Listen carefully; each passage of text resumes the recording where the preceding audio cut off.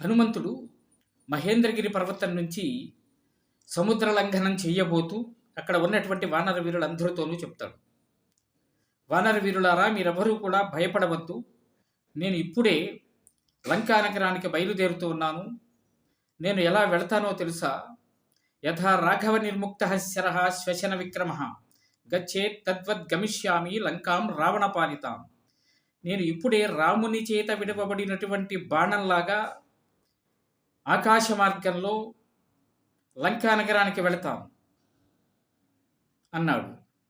అంటే రాముని చేత విడివబడినటువంటి బాణంలాగా అని ఎందుకన్నాడు? రాముని చేత విడివబడినటువంటి బాణం ఏదైనా సరే లక్ష్యాన్ని సాధించకుండా తిరిగి వెనక్కి వచ్చే ప్రసక్తే ఉండదు.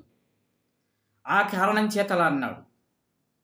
అంతేకాదు, ఒకవేళ లంకా నగరంలో గనక సీతాదేవి కనిపించనట్లయితే అనేనైవ హి వేగేన తద్వద్ గమిష్యామి సురాలయం.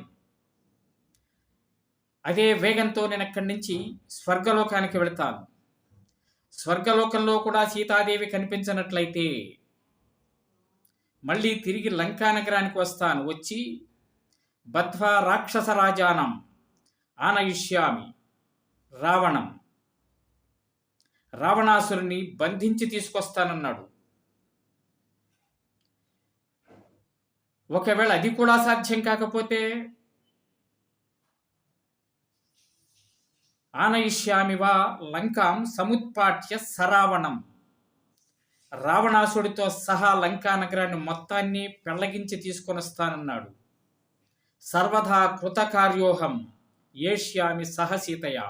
ఏది ఏమైనప్పటికీ కూడా నేను సీతాదేవితో తిరిగి వస్తాను అని చెప్పి అంతటి దృఢ నిశ్చయాన్ని, దృఢ సంకల్పాన్ని ఆయన అక్కడ ప్రకటించాడు. అంటే ఒక లక్ష్య సాధకుడైనటువంటి వాడికి ఉండవలసినటువంటి లక్షణం హనుమంతుని చూసి నేర్చుకోవచ్చు. నిజానికి హనుమద్వృత్తాంతము సీతాన్వేషణ చేసినటువంటి విధానాన్ని గురించి పిల్లలకు కనుక పాఠ్యాంశాలుగా ఉన్నట్లయితే పిల్లలు చక్కగా ప్రేరణని పొందుతారు, తమ లక్ష్యాన్ని ఎలా సాధించాలో తెలుసుకోగలుగుతారు. ఇలాంటి విషయాలను వదిలేసి ఎక్కడా కూడా పాఠ్యాంశాలలో పెట్టకుండగా ఆ ఇంగ్లీష్ పుస్తకాలు, ఈ ఇంగ్లీష్ పుస్తకాలు తెచ్చుకొని పిల్లలకు ప్రేరణ కలిగించే ప్రయత్నం చేస్తుంటారు. మనం భారతదేశంలో ఉన్నామా? ఉన్నట్లయితే మన గ్రంథాలను మనం ఎందుకు మర్చిపోతున్నాం? పెద్దలైనటువంటి వాళ్ళు, విజ్ఞులైనటువంటి వాళ్ళు ఒకసారి ఆలోచన చెయ్యాలి.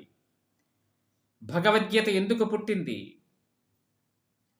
కర్తవ్య విముఖుడైపోయినటువంటి అర్జునుడి చేత కర్తవ్యాన్ని చేయించినటువంటిది భగవద్గీత. అందులో ఎక్కడా కూడా ఆధ్యాత్మిక సంబంధించినటువంటి విషయాలు చాలా తక్కువగా ఉంటాయి. మతపరమైనటువంటి గ్రంథాలు కావు ఇవేవి కూడా. మనం కూడా చాలాసార్లు మన కర్తవ్యాన్ని విస్మరిస్తూ ఉంటాం. మనం గనక భగవద్గీతను చదువుకుని ఉన్నట్లయితే అలా కర్తవ్యాన్ని విస్మరించే ప్రయత్నం చేసినప్పుడు మన బుద్ధి మనకి ప్రేరణ కలిగిస్తుంది. భగవద్గీత ద్వారా కర్తవ్యాన్ని విస్మరించవద్దు, నీ కర్తవ్యాన్ని దృఢ నిశ్చయంతో చేయవలసింది అని మనల్ని ప్రేరేపణ చేస్తుంది. తద్వారా మనం చక్కగా కర్తవ్యాన్ని చేయగలుగుతాం.